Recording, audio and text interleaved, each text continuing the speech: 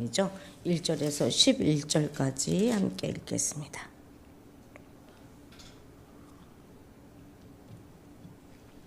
(14장) 1절에서 11절까지입니다. 여호와의 날이 이르리라. 그날에 내 재물이 약탈되어 내 가운데에서 나누이리라. 내가 이방 나라들을 모아 예루살렘과 싸우게 하리니 성읍이 함락되며 가옥이 약탈되며 부녀가 욕을 당하며 성읍 백성이 절반이나 사로잡혀 가려니와 남은 백성은 성읍에서 끊어지지 아니하리라. 그때에 여호와께서 나가사 그 이방 나라들을 치시되 이 왕의 전쟁의 날에 싸운 것 같이 하시리라. 그날에 그의 발이 예루살렘 앞 곧 동쪽 감람산에 서실 것이요 감람산은 그 한가운데가 동서로 갈라져 매우 큰 골짜기가 되어서 산 절반은 북으로 절반은 남으로 옮기고 그 산 골짜기는 아셀까지 이를지라. 너희가 그 산 골짜기로 도망하되 유다 왕 우시야 때에 지진을 피하여 도망하던 것 같이 하리라. 나의 하나님 여호와께서 임하실 것이요 모든 거룩한 자들이 주와 함께 하리라. 그날에는 빛이 없겠고 광명한 것들이 떠날 것이라. 여호와께서 아시는 한 날이 있으리니 낮도 아니요 밤도 아니라 어두워 갈 때에 빛이 있으리로다. 그날에 생수가 예루살렘에서 솟아나서 절반은 동해로 절반은 서해로 흐를 것이라. 여름에도 겨울에도 그러하리라. 여호와께서 천하의 왕이 되시리니 그날에는 여호와께서 홀로 한 분이실 것이요 그의 이름이 홀로 하나이실 것이라. 온 땅이 아라바같이 되되 게바에서 예루살렘 남쪽 림문까지 이를 것이며 예루살렘이 높이 들려 그 본처에 있으리니 베냐민 문에서부터 천문 자리와 성문 모퉁이 문까지 또 하나넬 망대에서부터 왕의 포도주 짜는 곳까지라. 사람이 그 가운데에 살며 다시는 저주가 있지 아니하리니 예루살렘이 평안히 서리로다. 아멘.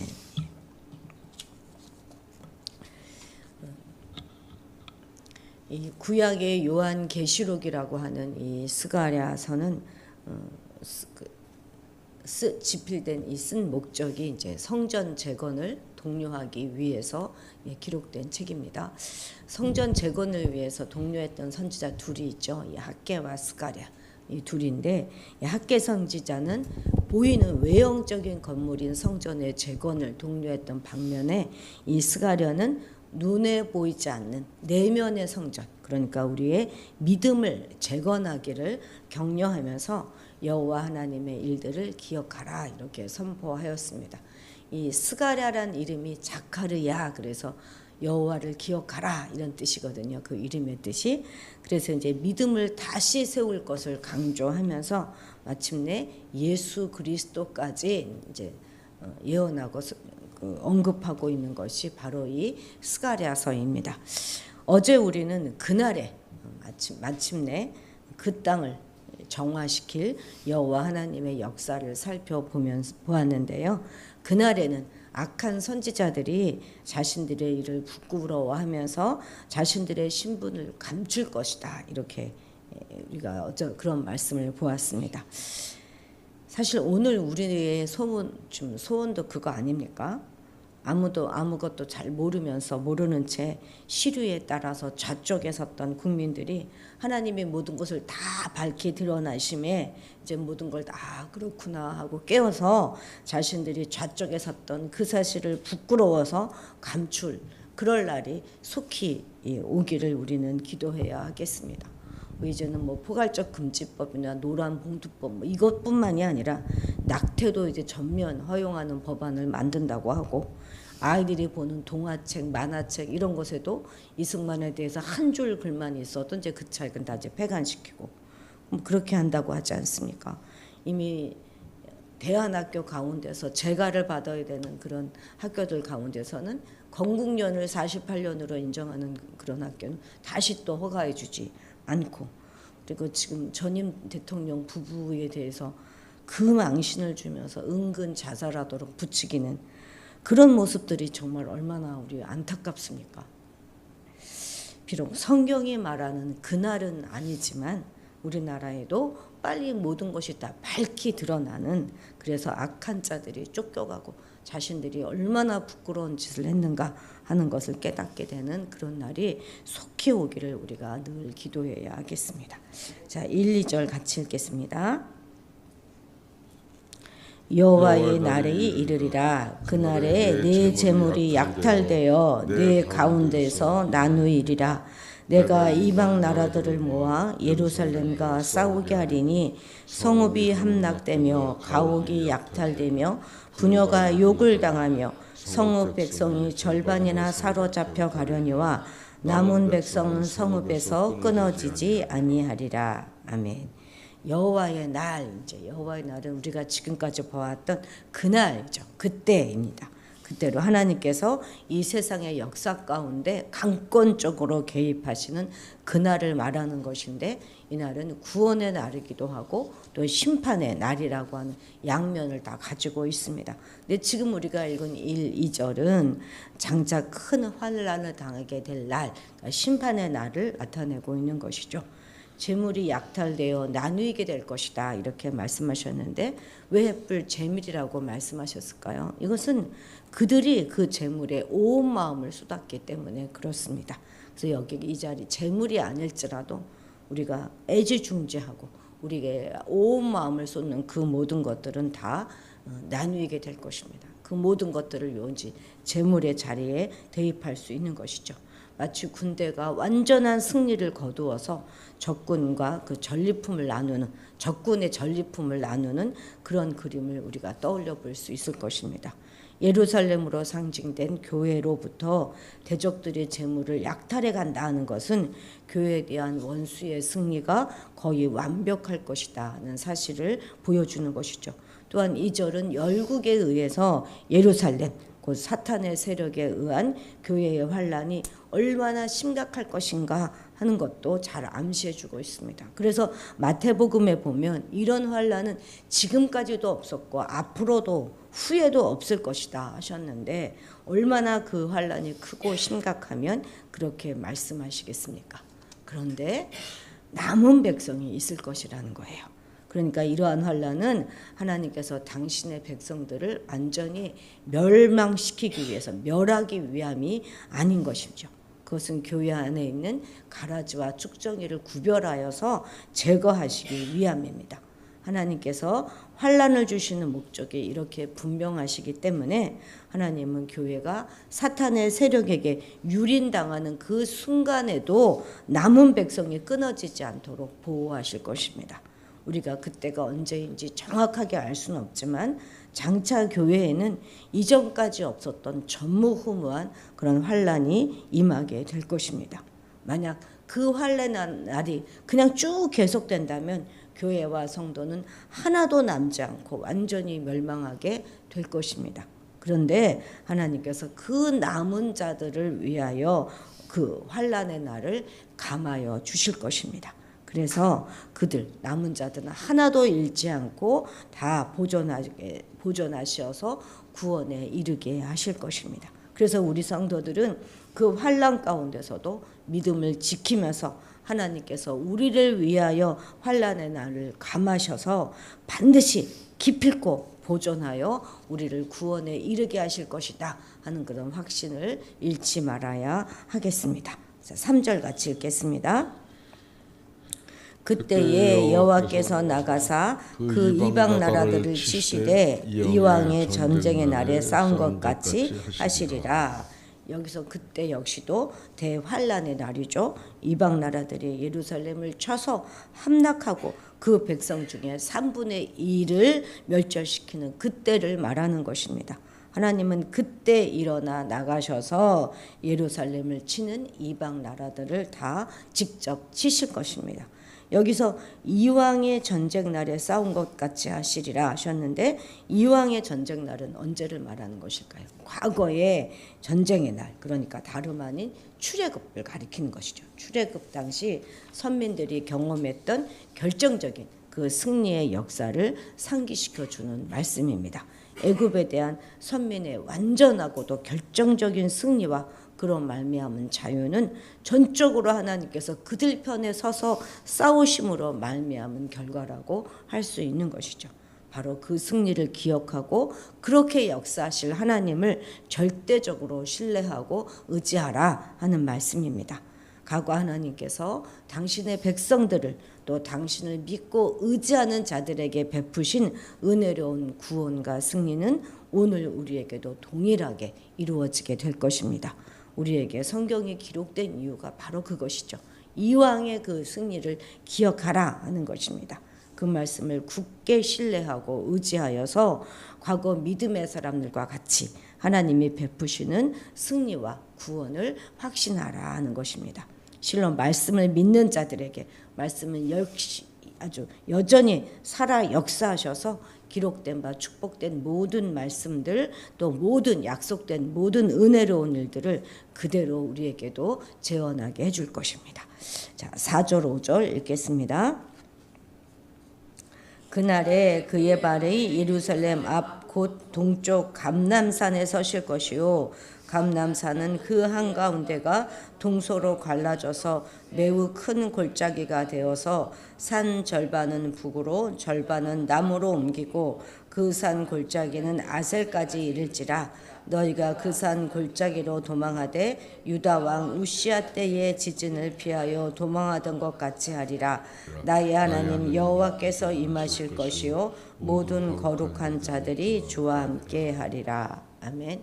바로 이제 요 말씀 때문에 예루살렘이 이렇게 내려다 보이는 감람산에는 그 유대인들의 무덤으로 가득 차 있습니다. 성지순례 가면 볼 수 있는데 한번 그 PPT 좀 보여주시겠어요?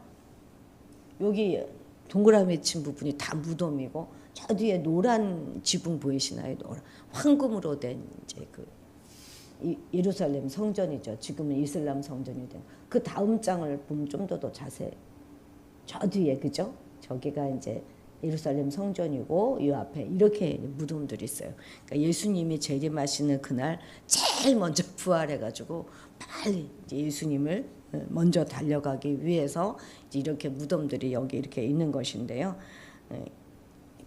여기 한 자리 얻는 게 엄청나게 비싸다고 그래요. 어떤 경우에는 이렇게 자리가 너무 없어서 세워서 시체를 묻기도 했다 그럽니다. 그러니까 그리스도인들은 빨리 가서 부활하신 예수님을 만나기 위해서 또 그렇지 않은 유대인들은 그걸 막기 위해서 아무튼 그래서 이 그리스도인들도 그렇고 유대인들도 그렇고 다 여기다가 이렇게 묻히려고 한다고 합니다. 그래서 여기서 말하는 이제 감람산은 예루살렘과 대비되는 개념으로서의 감람산입니다. 그러니까 이 감람산은 예루살렘 동쪽에 이렇게 위치하고 있는데 이 예루살렘과 이 감람산 사이에는 기드론 시내, 음폭판이 있죠. 그 기드론 시내가 이렇게 흐르고 있어요. 근데 이 감람산이 해발 한 810m 정도 되거든요. 근데 예루살렘도 이 해발 700m잖아요. 이미 많이 높이 올라왔어요. 그래서 저희가 이제 예루살렘을 갔을 때 이제 감람산으로 다음에 간다 그래서 꽤 산으로 올라가나 보다 했는데 조금 돌아서 가더니 다 내리라고 여기가 감람산이라고 그랬던 기억이 납니다. 그러니까 예루살렘이 이미 높이 올라왔으니까 그냥 옆 동네 가는 정도 뭐 느낌이 들지 뭐 감람산에 올라갔다 이런 느낌은 전혀 안 들더라고요. 어쨌든 이 감람산에서 이렇게 내려다보면 예루살렘이 훤히 다 내려다 보이거든요. 그래서 이제 예루살렘을 치러 오는 대적들이 대부분 이 감람산에 진을 구축하곤 했었습니다. 이러한 점에서 지금 감람산은 예루살렘을 대적하는 세력의 상징으로 볼 수 있는 것이죠. 이런 맥락에서 볼 때 그리스도께서 감람산에 강림하신다 하는 것은 교회의 원수인 사탄의 세력들을 심판하기 위해서 이 세상에 임하시는 것, 그것을 상징하는 것이고, 또 감람산이 둘로 갈라진다 하는 것은 교회의 원수인 사탄의 세력이 그리스도의 심판을 받아서 완전히 제압될 것이다 하는 의미가 되는 것입니다. 이처럼 감람산이 갈라져서 골짜기를 만들게 될 때 예루살렘에 남아있는 자들이 그 골짜기를 통하여 도망가게 될 것이다 하는 말입니다. 그날은 마치 우시아 왕 때 있었던 그런 지진의 날과 같을 것입니다. 그런데 그날 성도들은 사탄의 세력에 포위망을 뚫고 안전하게 도망쳐서 구원을 얻게 될 것임을 의미하고 있는 것입니다. 우시아 왕 때 지진은 정말 큰 지진이었거든요. 그래서 다른 성경에도 그런 말이 나오지 않습니까? 그와 같은 때 그렇게 큰 지진이 났을 때 얼마나 사람들은 겁을 먹고 놀라고 막 그렇게 절망이라고 생각을 했겠습니까? 그런데 그때 하나님은 그렇게 모든 것이 다 끝났다 이렇게 여겨지는 그 순간에 다시 시작할 수 있는 소망의 통로를 여시고 또 앞길이 막혔다 우리가 생각했을 그때에 그 나아갈 길을 확실히 열어주실 것입니다. 그래서 우리는 믿음의 눈으로 하나님이 열어주시는 소망의 내일을 바라볼 수 있어야 하겠습니다. 설령 앞뒤가 다 막히고 좌우도 다 막힌 그런 상황 가운데서 사방이 그냥 우겨쌈을 당한 것 같은 그런 상황 가운데서 하나님께서 소망의 하늘을 우리를 위해서 열어주시고 바다를 가르고 산을 옮겨서라도 우리가 갈 길을 열어주신다 하는 것을 확신하시기 바랍니다. 7절 같이 읽겠습니다. 여호와께서 아시는 한 날이 있으리니 낮도 아니요 밤도 아니라 어두워 갈 때에 빛이 있으리로다. 바로 여기서 여호와께서 아시는 한 날은 바로 우주적 대격변이 일어날 세상의 결정적인 대종말의 날을 가리킵니다. 근데 왜 여호와께서 아실까요? 그 날을? 그것은 그분이 정하신 날이기 때문에 그렇습니다. 그래서 오직 여호와만 아시는 날이 그날인 것이죠.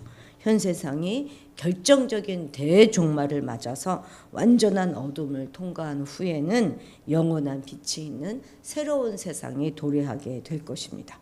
그런데 이러한 역사적인 대종말과 마찬가지로 우리 성도들의 인생 가운데서도 결정적인 어두움을 통과한 후에는 영원한 빛을 보게 됩니다. 이러한 점에서 성도들에게 있어서 어두움은 영원한 빛으로 나아가는 그냥 관문에 지나지 않는 것이죠. 우리가 아무리 짙은 어두움과 깊은 절망의 순간이 찾아온다 할지라도 심지어 사망이 우리 눈앞에 이른다고 할지라도 기쁨을 잃지 않고 담대하게 맞이할 수 있는 근거가 바로 여기에 있는 것이죠. 하나님은 이스라엘을 광명의 나라로 회복하실 것입니다. 제사장의 나라, 증인의 나라, 선교적인 나라, 빛의 나라로 본래 사명을 회복하실 것입니다.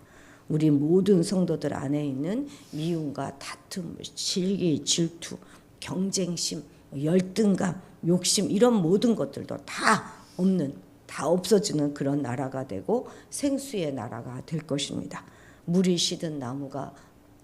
그 시든 나무를 살리는 것처럼 성령을 통해서 생명을 살리는 그런 우리 나라가 될 것입니다. 자, 10절, 11절 같이 읽겠습니다. 온 땅이 아라바 같이 되되 게바에서 예루살렘 남쪽 림몬까지 이를 것이며 예루살렘 높이 들려 그 본처에 있으리니 베냐민 문에서부터 천문 자리와 성문 모퉁이 문까지 또 하나넬 망대에서부터 왕의 포도주 차는 곳까지라.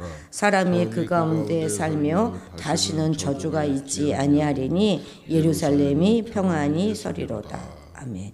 이것은 이제 예루살렘의 영광에 대한 예언이잖아요. 근데 아라바는 어디냐면 사해에서부터 저 홍해에 이른 넓은 광야지대, 그러니까 이스라엘 저 남쪽 지대죠. 그 광야지대 넓은 지대를 가리키는데 이 아라바는 사해보다 낮아요. 그러니까 온 땅이 이 아라바 같이 된다 하는 것은 지극히 낮아지게 될 것이다 하는 말인 것입니다.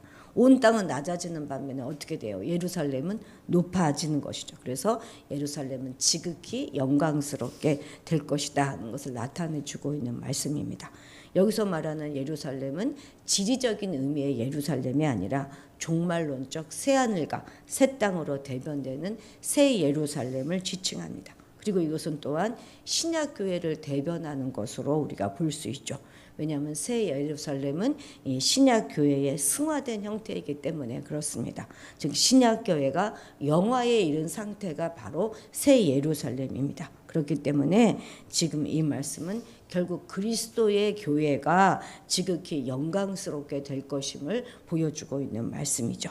예루살렘이 높이 들려 본처에 있으리니 라는 그 말씀을 이제 공동 번역으로 보면 예루살렘은 제자리에 우뚝 솟으며 이렇게 되어 있거든요. 그러니까 이것은 하나님께서 함께 하시는 자리, 하나님이 붙드시는 자리, 그리스도께서 보증하신 구원의 반석이다 일컫는 바로 그 터 위에 교회가 든든히 서게 될 것을 의미하는 말입니다.